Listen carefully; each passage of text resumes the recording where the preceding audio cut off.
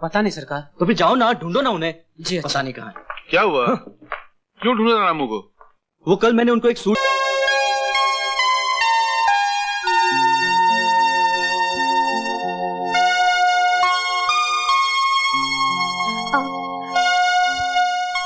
आप बाहर जाइए। सॉरी।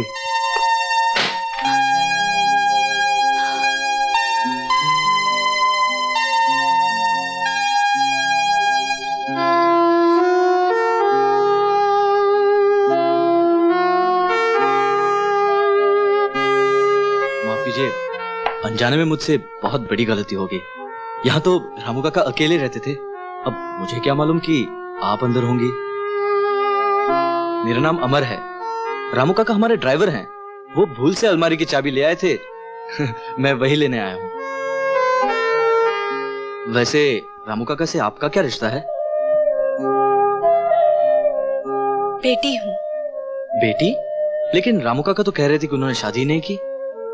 मैं उनकी मुंह बोली बेटी हूँ। चलो अच्छा हुआ कि आपसे फिर मुलाकात हो गई। उस दिन आपने मुझे भीड़ से बचाया था, उसका मैं आपको शुक्रिया भी अदा न कर सका। अरे ये क्या? क्या हुआ? मिल गई। क्या? चाबी। मगर आप खड़े क्यों हैं? बैठिए ना, थोड़ी देर इंतजार कीजिए, कुछ ही देर में बाबा मंदिर से लौटते होंगे। देखिए, जिस चीज की मुझे तलाश थी वो मिल गई, अब इंतजार करना मुश्किल है। चलता हूं।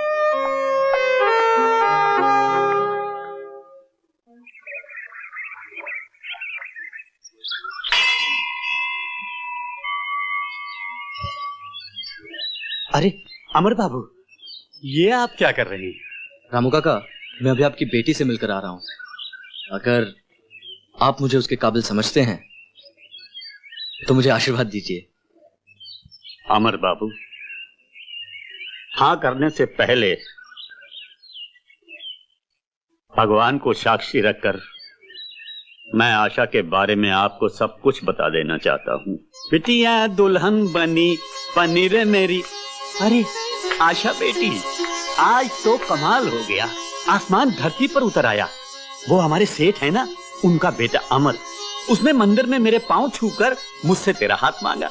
मैंने एकदम हाँ नहीं की, पहले मैंने उसे तेरे बारे में सब कुछ बता दिया।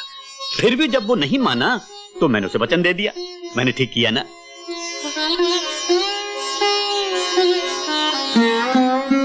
बाबा, बाबा मैं शादी नहीं करूंगी। क्या क्या कहा? शादी नहीं करेगी तो क्या सारी उम्र कुंवारी बैठी रहेगी? देख, मैंने मंदिर में हाँ कही है, अब तूने इनकार किया तो मैं अनजल त्याग दूंगा। बाबा,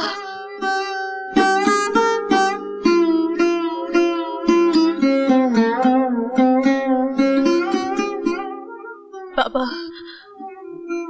चलिए खाना खा लीजिए। जीती रहो बाबा। बेटी, अमर बहुत अच्छा लड़का है, बहुत अच्छा।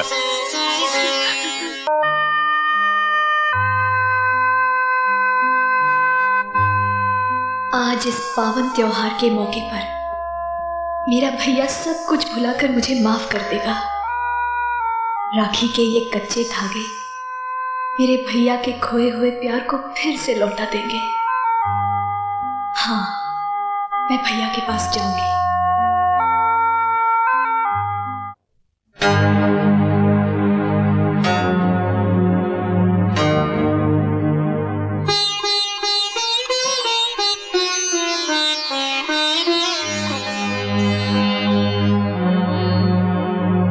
बहन भाई के पवित्र रिश्ते की मौत तुम्हारे हाथों से हुई,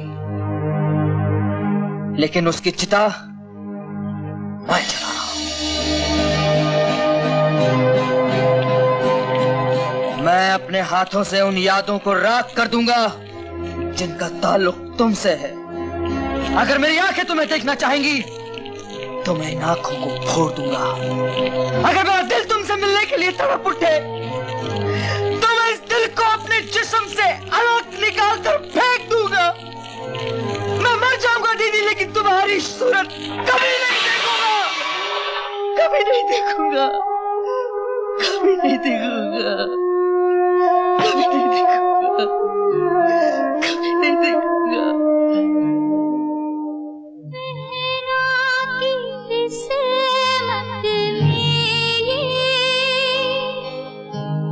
दुख भी लिखा था सहना, प्यार भी भैया हाय पास की ना बहना, पास की ना बहना, पास की ना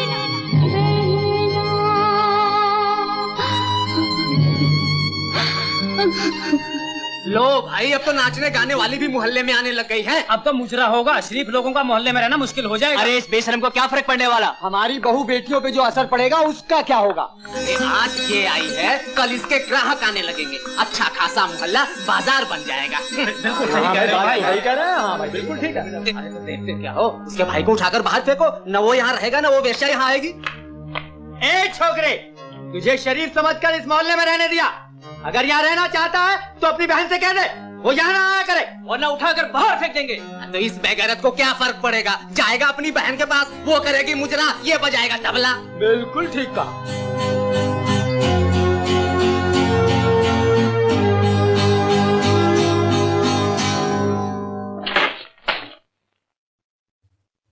कहाँ है आशा? कहाँ है आशा? बुलाओ उसे। जब मैं उससे रिश्ता तोड़ चुका हूँ तो वो मेरे घर क्यों आई? आज मैं अपने हाथों से उसका गला दबा दूंगा।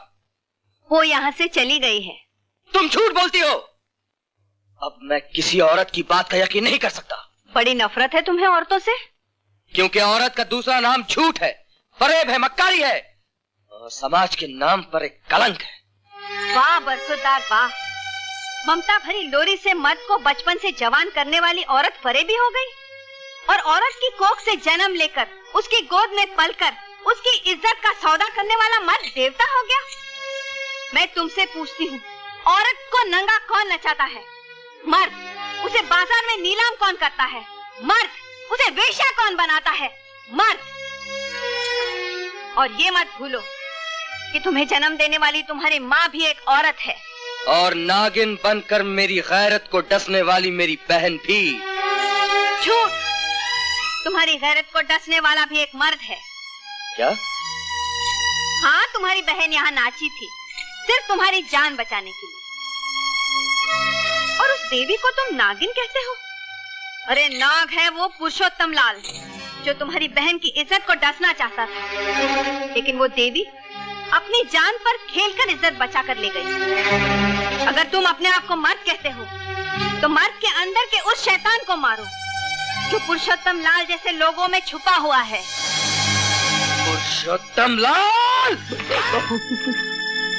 भाइयों, मुझे माफ कर दीजिए। आशा को मैंने ही उठवाया था।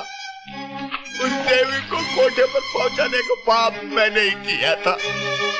वो निर्दोष है, पापी मैं हूँ।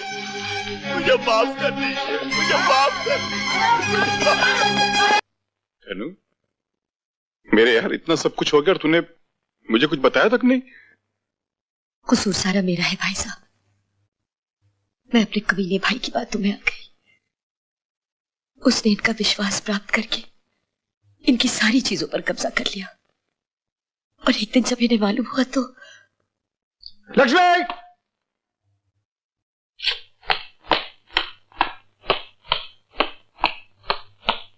लक्ष्मी, जी? तिजोरी की चाबी दो। क्या बात है?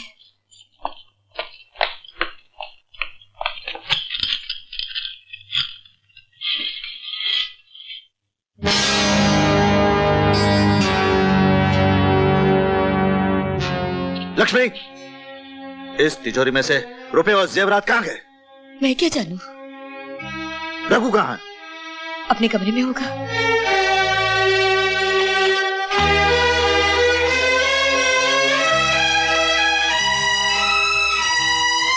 रघु! जय रघुनंदन। चिल्ला क्यों रहे जीजा जी?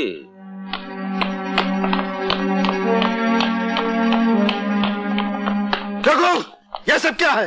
बताता हूँ, सब बताता हूँ। 30 लाख रुपए जो है मिल के लिए कर्जा लिया है और मजदूरों की तनख्वाह के लिए 5 लाख बैंक से ओढ़ी ली है। तिजोरी के जेवर और कैश मैंने बुरे वक्त के लिए संभाल कर रखे। बेशरम, चोर भी अपने मोहल्ले में चोरी नहीं करता और तूने अपनी ही बहन के घर में डाका डाला। नहीं लक्ष्मी, ये मौका इस कमीने को कोसने का नहीं, मिल की इज्जत को बचाने का है। मैं इस बंगले को गिरवी रखकर सारे कर्जे चुका दूंगा। नहीं जीजा जी, आप इस बंगले को गिरवी नहीं रख सकते। अपने भविष्य के लिए मैंने इस बंगले को अपने नाम करवा दिया। कमीने, मैं तेरा खून पी जाऊंगा। छोड़ दो मुझे। चले दीजिए, चले दीजिए ना, छोड़ दीजिए, छोड़ दीजिए।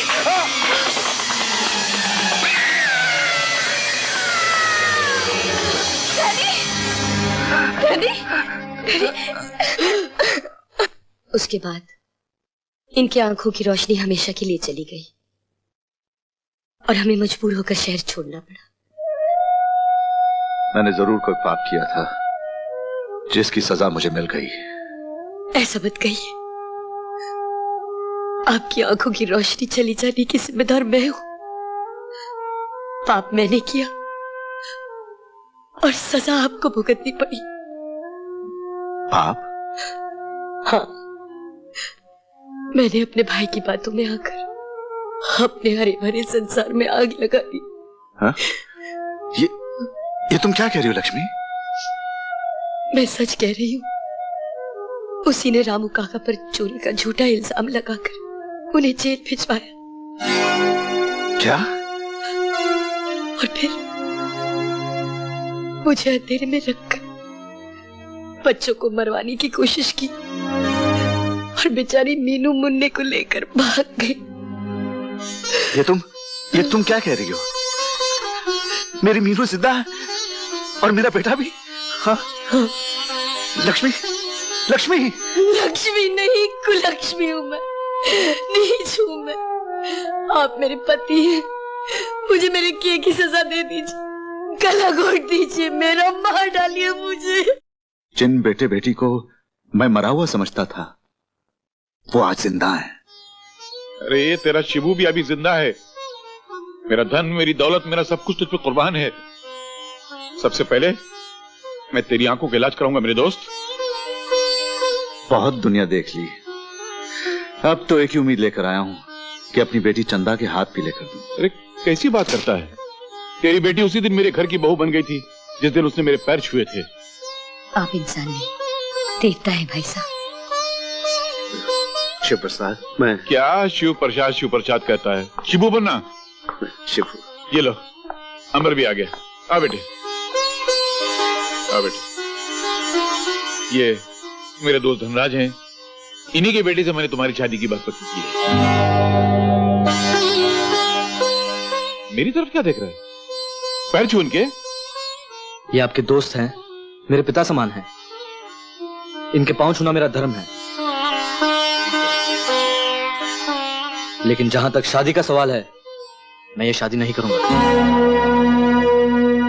लेकिन मैं इन्हें वचन दे चुका हूं। मैं भी किसी को वचन दे चुका हूं डैडी।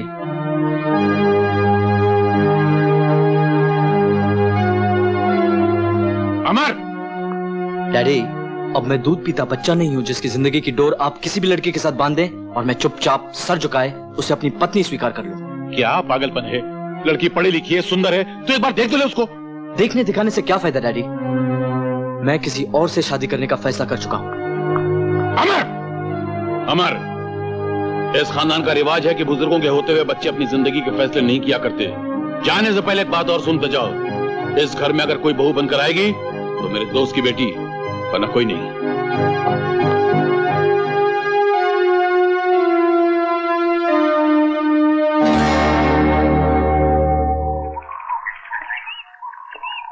देखा लक्ष्मी, दोस्त ने तो दोस्ती निभाई लेकिन तकदीर ने साथ नहीं दिया। अपनी बदकिस्मती साए की तरह साथ साथ चल रही है।